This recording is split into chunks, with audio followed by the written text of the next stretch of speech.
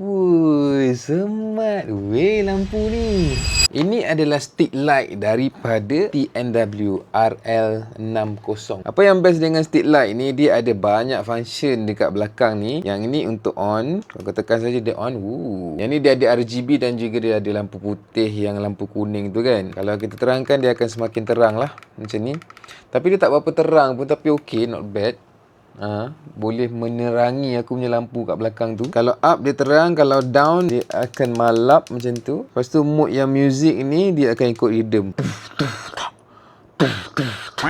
Itu contoh lah. Ni tak ada lagu. Kalau ada lagu dia akan ikut rhythm lah. Lepas tu yang kat bawah ni adalah untuk yang color-color putih dengan kuning ni. Kuning. Ini putih, ni putih kuning. Lepas tu yang ni, bawah ni adalah lampu RGB dia. Biru, merah, RGB. Dia ada mood banyak gila. Korang boleh tekan saja dekat belakang ni. Memang sangat-sangat banyak mood dia, nampak. Ini flash. Lepas tu merah macam ni. Merah biru pun ada, hijau biru, semualah. Bukan saja satu aku beli, tapi aku beli dua weh.